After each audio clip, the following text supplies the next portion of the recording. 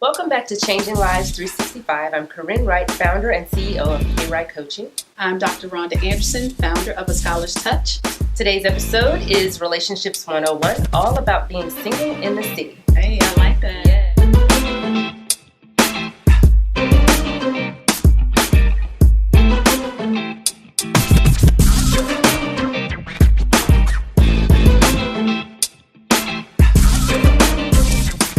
Today's episode is Relationships 101, all about being single in the city. Hey, I like that. Yes. It reminds me of Sex in the City and hanging out, having fun. It's going to be fun. I want to start out with a message to the ladies. Ladies, there is no need to be on a manhunt. The word says, for a man who findeth a wife findeth a good thing. That means that they have to find and choose us. Mm-hmm. Now, that doesn't mean that you have to settle for whoever finds you or whoever chooses you. You then have the option to choose back. So the goal really is to sit back, relax, and enjoy life while your husband or mate finds you. I love that. Yeah. That's an excellent point, because we as women, we're always in a hurry. I got to get married. It's not all about that. Enjoy the moment where you are and let it happen naturally. And that's for those who want to be married. I've met some women that absolutely don't want to be married. Right. They're happy with their single lives. Mm-hmm. Some have kids, and that's all they want is to just have kids. So if your journey is to be a single woman forever, then hey, carry on. Yeah. If your journey is to become married, just be patient. Yeah. And I have a message for the fellas. Mm-hmm. I am going to preface this by saying, lay off the thirst traps. Oh, ooh. Yes, fellas. Taking pictures with your shirt off, putting it on social media, Wow. letting your V show, posing exotically and all that. I know that women have done things just like that, but it's already highlighted that women do it. Yeah. I want to express the fact that I see it too. And, if you want a wife that does respect you, you want to respect yourself, respect your body, and just make it a mutual exchange so you get what you put out. Right. If that's what you're putting out, and then you get a, THOT, then, you're a perfect match. And it's really not attractive, guys. I mean, I would never, and I am married, but I'm just saying, it's such a turnoff to see a guy with his shirt off on Facebook, because that's not what it was designed for. Unless you are promoting health and working wellness, out, things like that, that's totally understandable. But if you are a married man setting these traps, and the women are pursuing you, and then that's causing problems at home, that's not a good look. What we want is, single people to be single, married people to be married. Yes. If you're single or married, it's not saying it's right or wrong to take your shirt off. It's just, how do you want to represent yourself and how do you want to be represented? Mm-hmm. Now, me as a single woman, I want to be pursued. I don't want to pursue the men. I want men to pursue me. Not every man. I do have a system of what I'm looking for in mind. Right. And with that being said, that's what I would like to be pursued by. So if I do meet a man that pursues me and he's someone I'm interested in, I will lead from behind by actually engaging a little bit more to let him know that I'm also interested. I am single. I am not married. I have not been married, and I do plan to marry one day. I look forward to that day because I think it's going to be a great experience for me. I'm saving up a lot of stuff for my husband that I just won't do and share with everyone because everyone doesn't deserve it. And, how would he feel if he got a woman that's done it all? Really? And I don't want to go through those questions, okay? I do not want to go through those questions. Yes. So, yes, I have a past. Yes, I have experiences. I've done things, but there's a lot I have not done and have not experienced for the sake of the sanctity of my marriage. So that's great. Yeah. I am closed for the holidays. I'm not open for business. I'm not actively seeking to date someone. I am focused on my entrepreneurship right now, building my business. However, if that one man that has the spirit of what I'm looking for comes along, trust me, there will be time carved out the schedule to fit him in.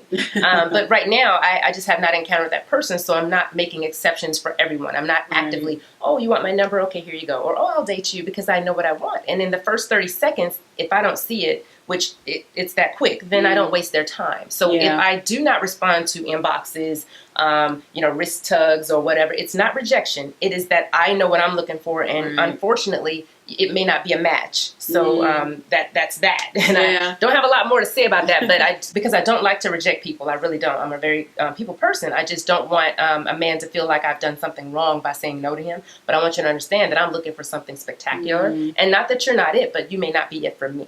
And that's major when you know what you want. You have to figure it out.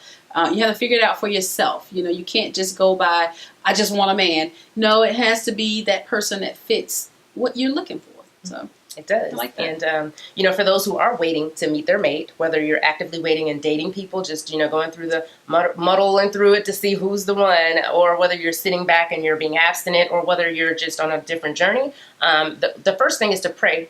Because I always say, pray first. Prayer works and it fixes everything. I not only pray for myself, but I pray for my mate. And I pray for, his safety in traffic. I pray for God to protect him from, diseases and things like that. I pray for his penis. I pray for, I do. And I'm going to tell you why. Because, in this day and age, there's so many sexually transmitted diseases out there. There's so many people that are not protecting themselves from, when having sex. And I want my husband's penis to be okay when it gets to me. Yes. I do. And I want to present him something, pristine too, so that we're both on the same page and we can have trust between each other. I don't want to have that uncomfortable conversation about, what's up with your boy parts, and then you tell me something that I can't, deal with. But then I love you at the same time, because I'm not going to, it's a hard thing to have to deal with. But, as a mature adult, you have to have those conversations and be ready for what's said, because if you run, did you genuinely love them in the first place? That's true. So I'm trying to stick around with who I choose after being chosen. Stick to the standard you set. If you have a standard of the type of person you want to date, don't lower it just because you want to date, or because you want to have sex, or because you just want to go out or be seen, hanging out with someone. Don't lower the standard. Stick to it, whatever that standard is. And that thing happens so many times, and you get what you lower your standard for. You do. You get it. You get it. And it doesn't mean you have to have these super high standards, but, for me, I don't like to paint the picture of the type of man I want, because I don't like men emulating that. And then when they're tired of acting, they show up, and I'm like, what? That's not what I paid for. It's not. So I like to, I just want to get to know you. Right. And I want you to get to know me. And that is where the decision really comes into play. That's where it comes from. And, if you're waiting and you're, you just can't help yourself and you feel like, oh my, I just have to, just be ready for whatever comes next. Be smart. The last point is pretty much to just, with love. Love as if you have never been hurt. And I say that because that's what I do. I do not carry baggage from what happened to me in the past into a new situation, because that is unfair to the person who's trying to love you. Yes. And you will never fully love them or let them love you if you're carrying something on your shoulders that weighs 200 pounds that is another person. Yeah. Let them go. Let that go, and just open your heart to genuinely, truly love. Trust until you've been lied to by the person. Don't go in with these preconceived notions of, well, this person did this and that. Don't do that, because when you take those things away, you have a genuine, pure connection with someone that it can bend and flex and become whatever you want it to be. Even if there's things that are familiar about them that remind you of someone else, they're still a different person. Unless there's something in you that's attracting the same characteristics. And then you have to take a step back and probably not be dating to figure out what it is about you that needs to change. And that's one way to run someone away, when you're bringing in that extra baggage. And you could run the love of your life away because of what Sheila did to you 9 years ago. Exactly. And you don't want to do that. No. You're in it for love. And, that one person may not ever show up again. You just never know. You never know. You never know.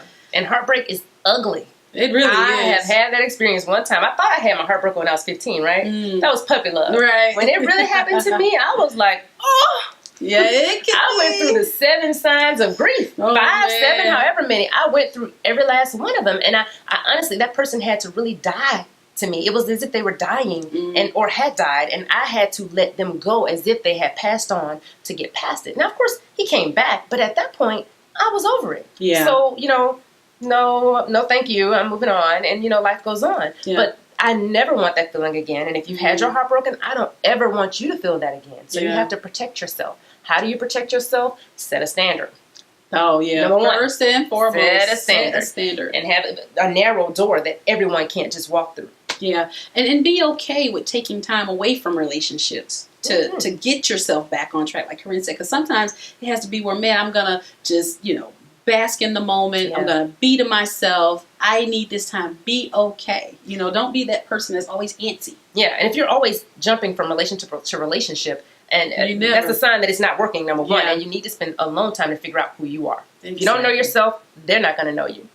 Amen. They're not. So, again, just be open to love. Set your standard. Are you open for business or closed for the holidays? Know which one and stick to it. I'm closed right now, so I'm not, taking any suitors and all that kind of stuff. Right. That's what someone said to me. Oh, suitors, Corey. But I'm not accepting suitors unless this suitor is someone that when he steps in, it's just like, well, dang. All right. And, things will change without me changing them. So that's what I'm open for right now. Close for the holidays. We love you guys. We appreciate you taking the time to watch our show. Yes. This is it for Single in the City and Relationships 101 with us on Changing Lives 365. Follow us on CL365 _ on Twitter and on Instagram. Next time.